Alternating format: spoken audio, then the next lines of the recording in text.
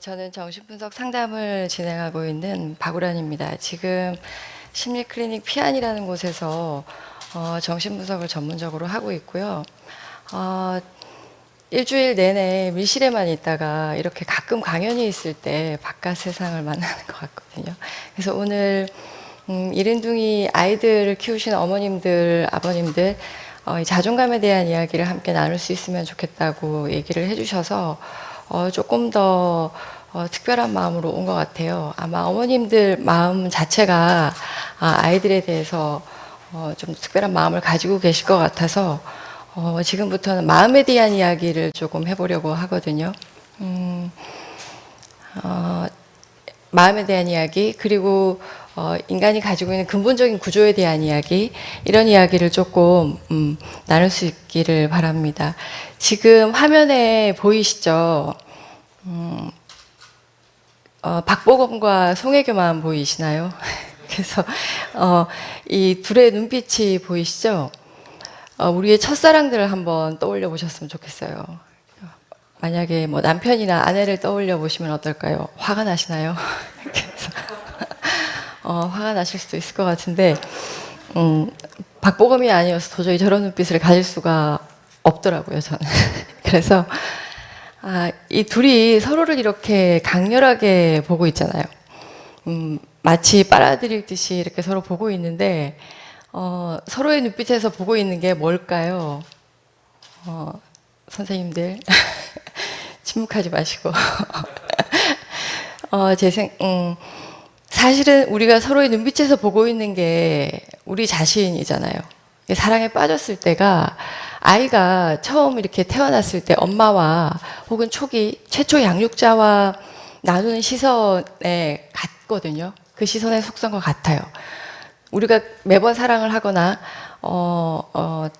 사랑에 빠질 때 그때로 돌아가는 것과 같거든요. 근데 이제 서로가 서로의 눈에서 서로를 발견하려면 노래 가사에도 있지만 내가 내 속에 너무 많으면 안 되잖아요. 비어져 있어야 되고 내가 텅 빈 상태로 있어야 되고 그래서 그 눈에서 나를 발견할 수 있을 때 우리가 가장 절정감을 느끼거든요. 그런 절정감을 느끼는데 거기 내가 이 상대를 담음으로 해서 나를 완전히 소멸시키고 사라질 때도 절정감이 동시에 존재해요. 존재하는데 매우 위험하기도 하죠. 사랑 굉장히 위험하잖아요. 위험하기도 하고 하지만 그때 굉장히 강렬한 일치감, 존재감의 출발이라고 할 수 있거든요. 아이들이 태어나서 엄마와 시선을 교환할 때 어머니가 어떤 눈으로 아이를 바라보고 있을 때 아빠가 어떤 눈으로 아이를 내려다보고 있을 때 이때 아이가 경험하는 자기 존재감의 출발이라고 할 수 있을 것 같아요. 존재의 출발. 그런데 조금 더 일찍 태어났기 때문에 아마도 이 이른둥이 어머님들은 훨씬 더 강렬한 눈빛을 아이에게 집중하고 주의하고 있으실 것 같거든요. 그래서 아마 출발이 오히려 더 좋지 않을까? 그래서 이런 응시가, 최초의 응시가 우리 존재의 출발이라고 할 수도 있을 것 같아요. 그래서 나는 어떤 응시로 출발이 되었을까? 생각해 보시면 좋을 것 같고요. 엄마가, 내가 아이를 바라볼 때 특히 이제 일찍 태어난 아이들, 여러 가지 생물학적인 아픔을 가지고 있는 아이들이나 우리는 어째 태어날 때부터 많은 문제들을 가지고 있는데요. 엄마가 너무 불안에 압도당한다거나 엄마가 너무 과도한 걱정에 압도당한다거나 이럴 때는 엄마 안에 있는 다른 이슈를 조금 더 보셔야 될 수도 있거든요. 그래서 아이들의 출발은, 우리의 존재의 출발은 응시다. 그러면 태어나서 이렇게 첫 응시만 중요하냐? 그건 아닌 것 같아요. 끊임없이 아이들이 엄마를 통해서, 아빠를 통해서 어떤 시선을 받기를 원하거든요. 그래서 최초의 응시가 일어나지 않았다 하더라도 양육 과정에서, 아이들과 관계하는 과정에서 우리가 순간순간 나를 완전히 놓아버리고 어떤 시선으로 서로를 조응할 수 있느냐, 조우할 수 있느냐, 이 지점들을 기억하시면 좋을 것 같아요. 아이들이 태어나면 언어가 들어오기 전에요. 의식이 생기기 전인 거잖아요. 그때는 감각의 제국이라고 할 수 있어요. 쾌감과 불쾌감만 존재하는 거죠. 아이들한테. 아이들이 자아가 생기기 전에는 감각의 제국이잖아요. 아이들이 울 때는 엄마들이 기저귀를 갈아주기도 하고 젖을 먹이기도 하는데 그게 아이가 내가 배가 고파라고 느끼기 때문이 아니라 불쾌함, 불쾌한 느낌 아니면 배가 부르면 만족스러운 느낌 이런 쾌와 불쾌가 존재하는데 그때 이 아이들의 어떤 경험을 결정짓는 게 엄마의 말이거든요. 아버지의 말. 배가 고팠구나. 우리 애가 기저귀를 갈아줬더니 울음을 그쳤어요. 아이고 쉬했구나. 의식이 생기는 첫 출발은 외부의 타자의 말이에요. 말이 들어오면서부터죠. 그래서 이 감각의 제국에서 아이가 자아가 생기고 의식이 생기는 과정은 외부 주 양육자, 엄마, 아빠, 그리고 외부 타인들의 말을 통해서 자기를 이제 인식하기 시작하거든요. 그리고 이때 의식이 들어오기 전에 아이에게 가장 큰 쾌락은 엄마의 신체예요. 융합 단계에서 엄마와 아이가 완전히 엉겨 있는 단계. 제가 알기로는 감각의 제국이라는 영화도 있다고 알고 있는데요. 우리의 모든 어떤 지금 성인이 된 우리가 가지고 있는 쾌락과 감각적인 만족과 이 모든 것들이 사실은 이 초기에서 기인한다는 거죠. 그래서 아이들이 불편한 감각, 유쾌한 감각 이런 것들을 구체적으로 결정지어주는 거는 반영이다. 그런데 그 이전에 아이들은 오직 쾌락만을 원하는 존재인데요. 그게 가장 쾌락을 제공하는 것이 엄마의 신체, 엄마의 육체, 엄마와의 밀착, 융합이라는 거죠. 그래서 이 최초의 타자가 어머니예요. 어머니인데 생물학적인 엄마를 말하는 게 아니고 주 양육자인 거죠. 주 양육자, 아버지가 될 수도 있고 할머니가 될 수도 있는데 이런 주 양육자의 최초의 타자가 어떤 방식으로 아이한테 반영을 해주느냐, 어떤 시선을 되돌려 주느냐, 그리고 그걸 통해서 아이들이 이제 우리가 거울 단계라고 이야기하기도 하는데요. 그래서 거울을 보면서 자기를 인지하는 거죠. 처음부터 자아라는 게 있을 수가 없고 의식이라는 게 있을 수가 없고 말을 통해서 부모의 말을 통해서 내 상태를 조금씩 구체적으로 감각하게 되거든요. 그래서 어머님들이나 아버님들의 어떤 표현 그러면 여기서 과도한 표현, 칭찬 어떤 과도한 표현들이 아이한테 도움이 될까 하면 꼭 그렇지는 않아요. 굉장히 추상적이고 무책임한 표현이지만 적절한 표현이거든요. 이 적절한 표현이 아이한테 어떻게 반영이 되어져 가느냐. 그래서 여기서 가장 중요한 거는 말이에요. 언어. 엄마의 언어, 타자의 언어인 거죠. 아이들이 태어나기 전에 정체성이 이미 사실은 많이 부여되어 있잖아요. 왜냐하면 장남, 장녀, 그리고 누구의 딸, 누구의 아들, 우리는 이렇게 사회적으로 위치가 먼저 부여된 상태에서 출발하거든요. 자아가 생기기 전에 이게 조금 더 철학적으로 얘기하면 존재자냐 존재냐 이런 문제도 있지만 어쨌든 태어나기 전에 아이의 위치가 결정이 돼요. 그리고 이른둥이라는 이름도 우리가 붙여지잖아요. 이게 아이한테 어떤 정신적인 정서적인 영향을 미치게 된다는 거죠. 그래서 호명을 통해서 말을 통해서 어떤 감각의 제국에서 존재가 되거든요. 실제적인 존재가 되죠. 그래서 아이는 부모의 언어를 통해서 처음 존재로 태어나요. 그래서 부모님들이 내 아이들과만의 관계만이 아니라 이 과거의 우리의 어린 시절을 어린 시절을 돌아보셨을 때 내가 주로 어떤 언어 속에서 살았느냐, 내가 주로 어떤 언어의 세례를 받았느냐, 어떤 호명이 되어졌느냐, 이것이 우리의 정신적인 길에 있어서 매우 중요한 역할을 하고 있다는 거예요. 그래서 아이들이 지금은 또 특히 아이들이 맨 처음에 태어날 때는 말을 잘 알아듣지 못하기 때문에 엄마나 아빠가 어른이 어떤 의미와 감정을 담아서 아이에게 전달하느냐에 따라서 아이의 위치와 상태가 또 결정 지어지는 거죠. 그래서 고유한 주체나 고유한 자아가 처음부터 형성이 되는 것은 아니고요. 굉장히 흔들리고 실체가 없는 상태로 태어난다고 볼 수도 있을 것 같아요. 근데 그 주변에 많은 주변인의 언어와 환경과 부여되는 호명과 이런 것들에 의해서 조금씩 존재가 되어 가잖아요. 그래서 중요하게 한 번 더 들여다보셔야 될 거는 엄마들이 그리고 아빠들이 내가 어떤 언어를 주로 쓰고 있느냐, 어떤 언어의 지배를 많이 받고 있느냐. 어른인 우리도 우리 고유한 언어를 쓰고 있지 않거든요. 사회적인 위치라던가 역할이라던가 이렇게 지배되어 있는 언어를 많이 쓰고 있는데 내가 어떤 영향을 많이 받고 있느냐 이런 걸 한번 살펴보시면 좋을 것 같아요.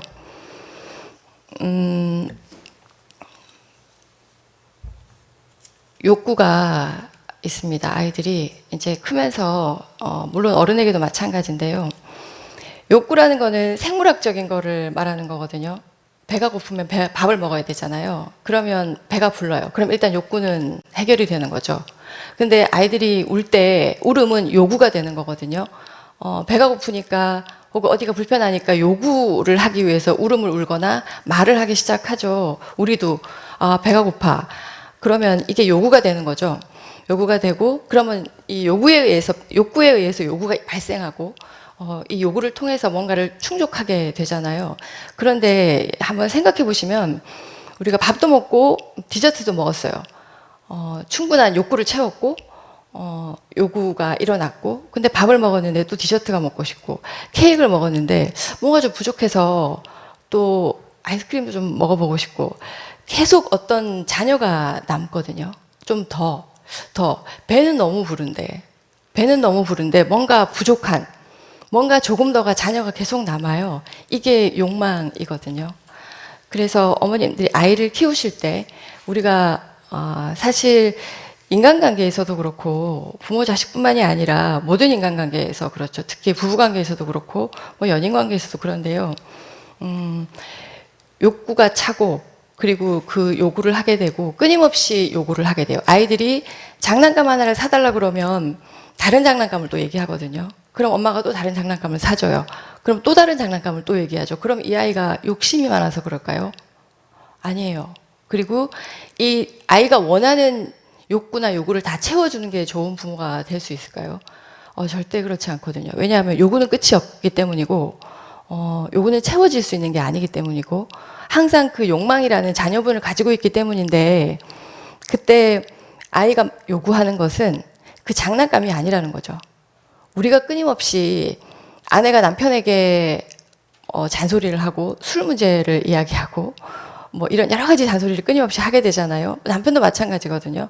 근데 이렇게 끊임없이 요구를 하는 게 근데 이제 우리가 부모님들도 그렇고 이 배우자 관계에서도 뭔가 요구를 하면 그 요구를 채워줘야 한다는 것이 자꾸 매몰돼요.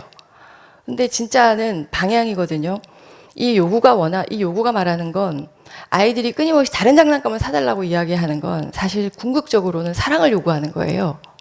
실체가 없는 사랑이에요. 요구하는 주체도 뭘 요구하는지 잘 몰라요. 그런데 조금 더 다른 거. 내가 이걸 먹었는데도 안 되겠고, 저걸 먹었는데도 안 되겠고, 아니야, 더 다른 게 있을 거야. 근데 이 궁극적인 속성은 사랑이라는 거예요.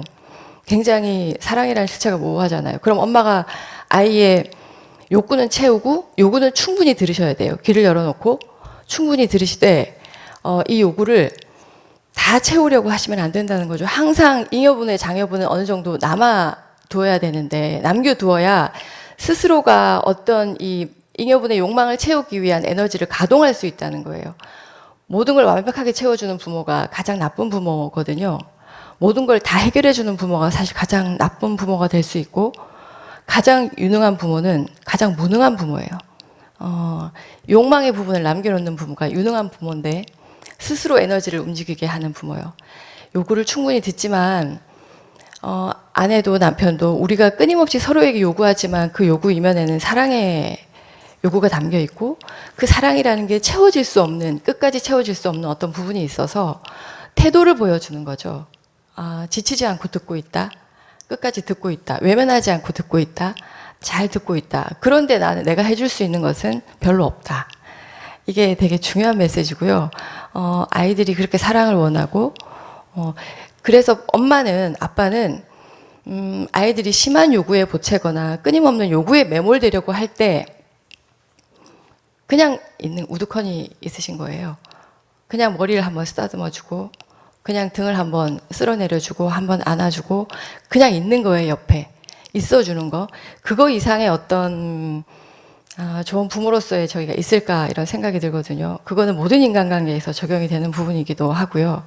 그래서 욕구는 채우고 배고픔, 생물학적인 욕구는 채워야죠. 채우고 요구는 잘 듣고 하지만 나머지 잉여분의 어떤 것들은 남겨놓아야 된다. 아이들에게도 우리 자신에게도 그렇게 말씀드리고 싶습니다. 그래서 가장 좋은 부모는 무능한 부모다. 전 이렇게 얘기를 잘 하는 편이거든요. 해줄 수 있는 것이 많이 없는 부모요. 그런데 같이 있어주는 부모인 거죠. 자존감에 대한 이야기를 이제 저희가 먼저 이 주제로 의뢰를 하셨었고 제안을 저한테 해주셨고 요즘에 자존감 환타지가 굉장히 저는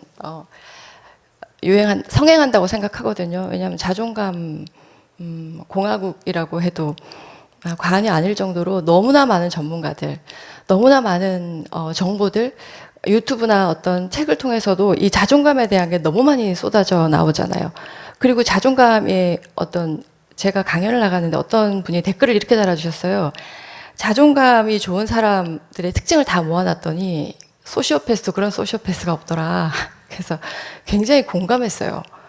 그래서 우리가 뭔가 되게 완벽한 거, 완전한 거 이런 것들을 채우면 내가 상처가 와도 외부에서 자극이 와도 내가 흔들리지 않고 잘 있을 수 있으면 자존감이 높은 거, 좋은 거 이렇게 생각하시잖아요. 이게 굉장히 환타지라는 거죠. 제 생각에는.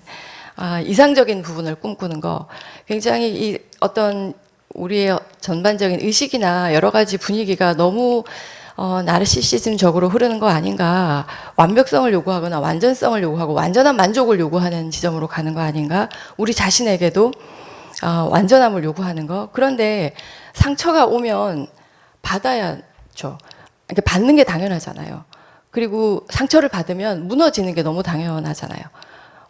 또 연인이 이별을 하면 아픈 건 너무 당연하잖아요. 근데 보통은 상담실에 오셔갖고 무슨 얘기를 하냐면 안 아프게 해달라고 하시거든요. 이거 굉장히 환타지예요. 어떻게 안 아플 수가 있죠? 누군가를 잃었거나 누군가를 상실하면 너무 아파야 되는데 우리가 그 아픔을 어떻게 받아들일 수 있느냐가 자존감의 문제 같거든요. 근데 마치 상처가 있었던 거를 상담실에 와서 얘기하고 치유를 받으면 상처가 싹 사라지고 또 내가 어떤 외부 자극이 와도 상처를 받지 않고 굳건하게 있을 수 있고 이런 게 이제 자존감인 것처럼 많이 이야기되어지는 것 같고 요즘은 특히 더 그런 어떤 환타지가 형성이 되는 거 아닌가 이런 생각이 들어요. 그래서 소극적이거나 부정적이라고 여기는 이미지를 다 자존감 문제로. 저희 이제 제 상담실에 오시는 분들이 굉장히 계층이 다양하신데요. 편의점 아르바이트 하는 학생에서부터 시작해서 의사 선생님들, 변호사 선생님들, 또 기업인들까지 있으시거든요. 이분들한테서 제가 제일 많이 듣는 얘기도 선생님 제가 자존감이 낮아서 이런 얘기 되게 많이 들어요. 이 자존감 문제가 아닐 수도 있다는 거죠. 우리가 겪는 많은 고통과 갈등들이 어떤 아이는 엄마나 아빠를 만족시키면서 자기 만족을 추구하는 아이가 있어요. 어떤 아이는 자기가 자기 만족을 취하는데 엄마 아빠를 포함시키는 아이가 있을 수 있고요. 내 만족을 우선으로 여기는 아이가 있을 수 있거든요.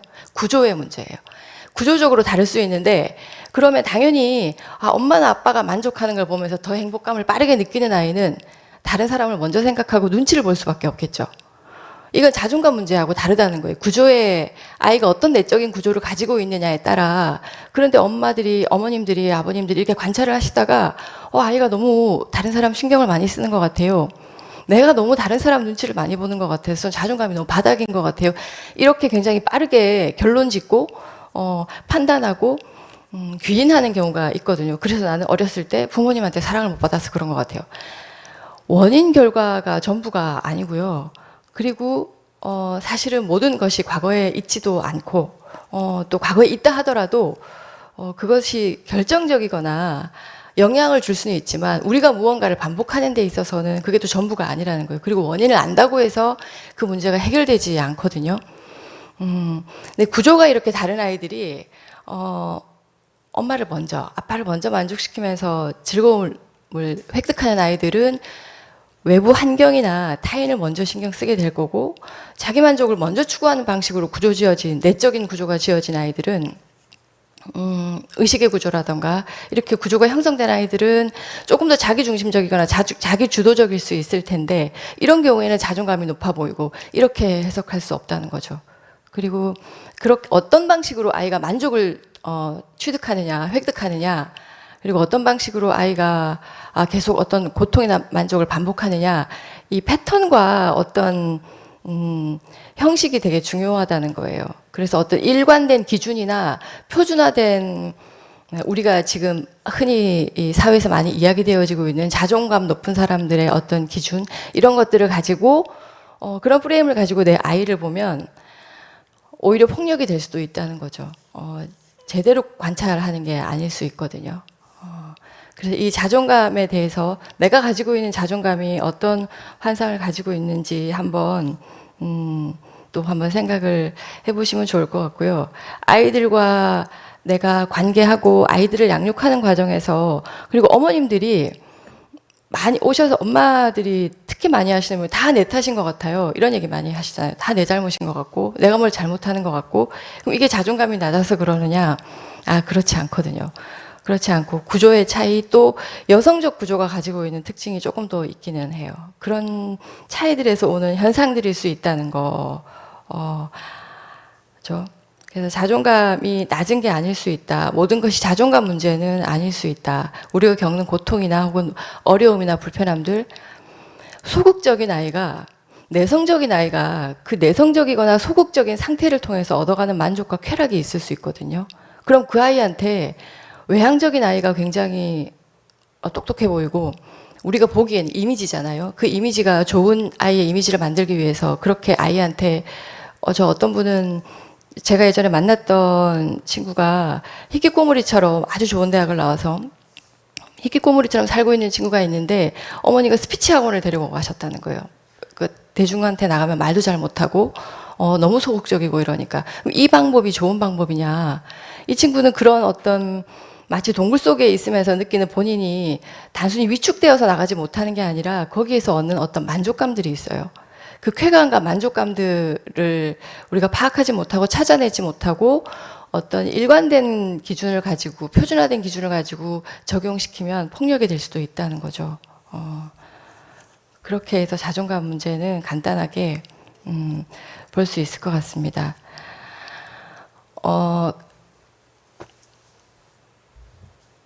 아이를 양육할 때 어머님들이 특히 이제 우리 어린아이를 양육할 때 엄마들이 희생을 많이 하잖아요. 헌신을 많이 하게 되고, 요즘은 아빠들도 굉장히 많이 열심히 하시더라고요.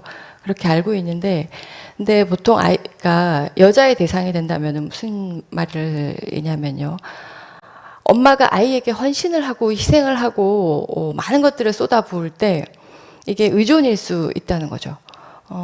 아이가 정말 뭐 문제가 있거나, 혹은 뭐 우리는 언제든 끊임없는 문제를 달고 살잖아요. 단 한 명도 예외 없이 문제를 달고 사는데, 어머님들이 완전히 자기를 놓아버리고 자기를 잃어버리고 사랑의, 아까 속성을 말씀드렸지만 이 헌신이 의존일 수도 있다는 거예요. 그래서 근데 이 의존이, 아이를 양육하고 아이를 헌신적으로 돌보고 아내의 역할을 헌신적으로 하는 이 과정이, 한 여성이, 한 개인이 내 삶을 살아가는, 내 삶을 유지하는 어떤 지점에서 의존하고 있는 거, 다른 생각을 하지 않고 이들의 삶에 나를 완전히 내어 맡기는 거, 이 타인들의 삶을 통해서 내 삶을 실현하려고 하는 거, 이런 가능성이 있을 수 있기 때문에, 여기에서 엄마가 아이의 양육과 아이를 케어하는 것과 자기 사이에 거리를 두고 분리를 시키는 게 굉장히 어려운 문제거든요. 굉장히 깊이 고민하셔야 되는 문제인데,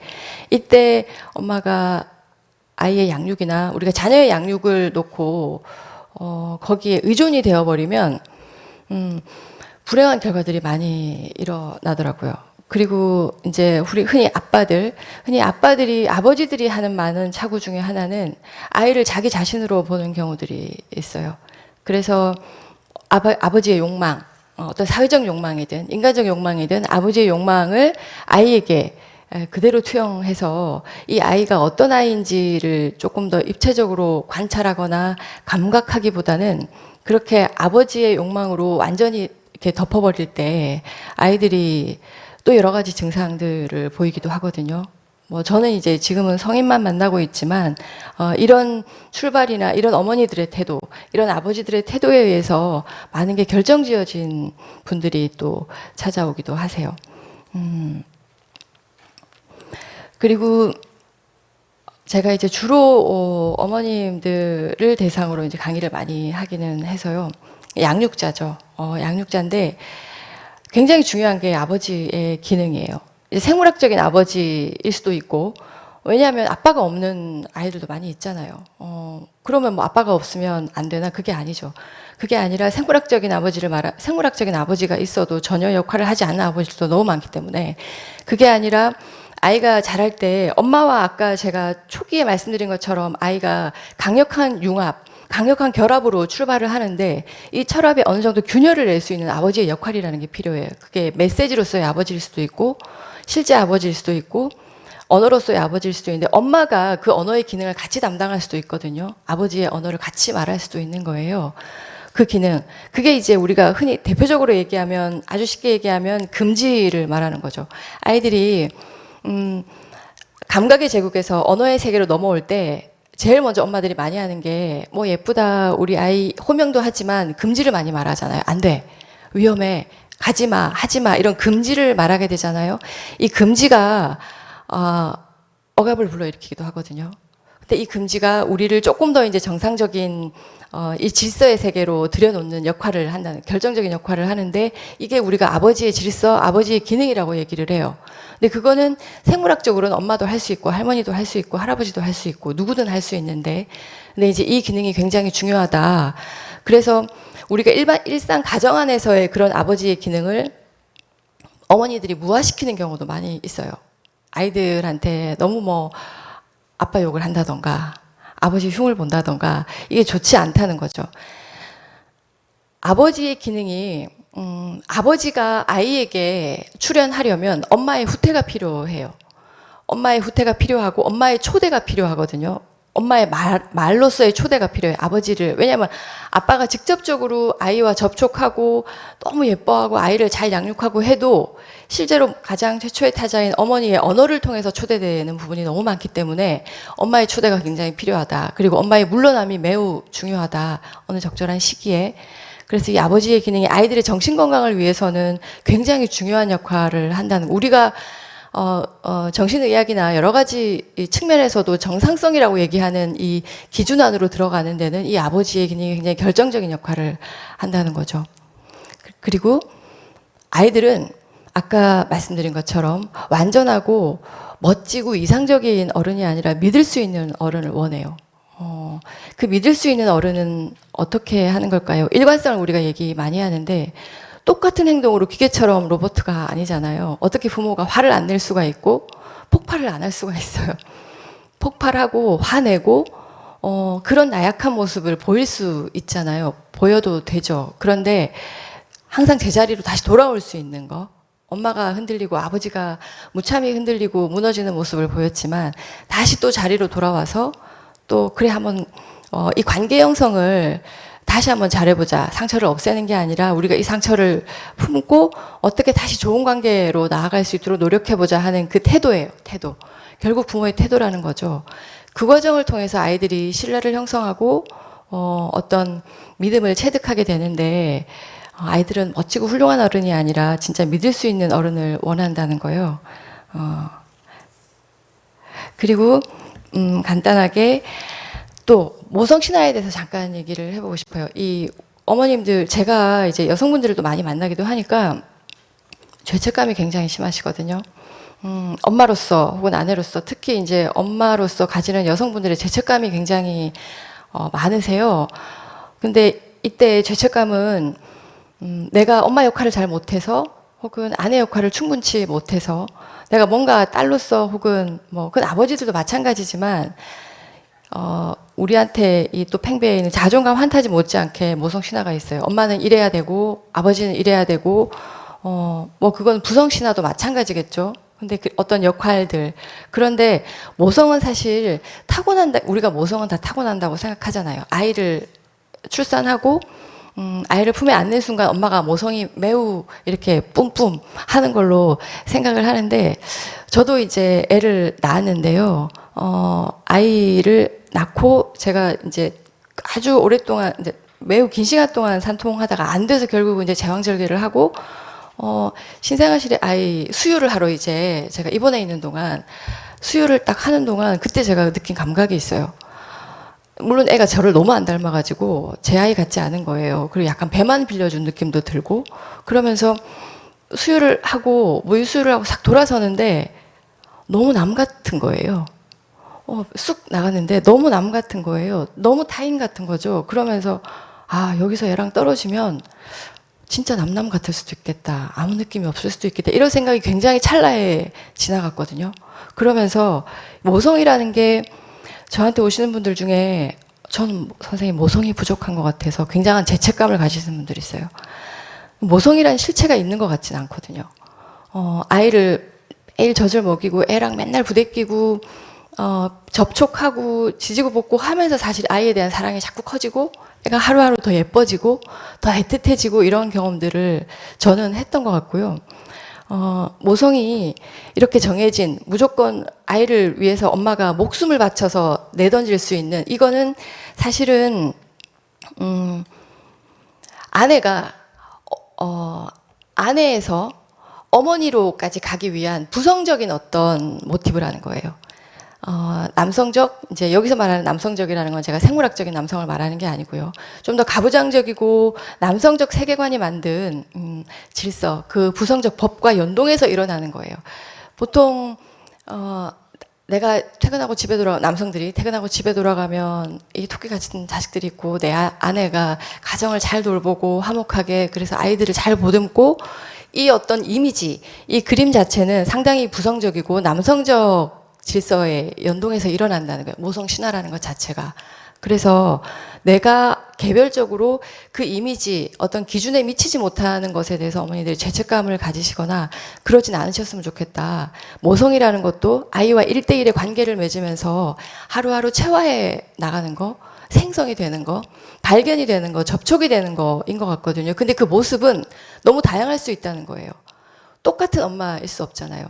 세상 너무 좋은 엄마고 세상 너무 좋은 아빠인데 막상 아이들 개인은 그 부모에게서 소외감을 느끼는 경우가 매우 많습니다. 이미지에 의해서 소외되는 거거든요. 내가 좋은 엄마 역할, 좋은 아빠 역할을 하려고 굉장히 노력하는 과정에서 실제 아이의 요구가 소외되는 경우가 너무 많다는 거예요. 이미지에 의해서. 그래서 정말 좋은 엄마, 정말 모성, 이런 것들은 1대1의 관계, 이 관계를 어떻게 접촉하고 유지해 나가느냐. 왜냐하면 이 가족 형태가 너무 다양하잖아요. 엄마가 일주일에 한 번씩 아이를 만나야 되는 경우도 있고 엄마가 매일 아이를 돌볼 수 없는 경우도 있고 우리가 이렇게 당연히 아이가 학교 갔다가 돌아오면 남편이 퇴근을 하고 집에 돌아가면 항상 맞아주는 뭐 엄마가 있거나 아빠가 있거나 이럴 수 없다는 거죠.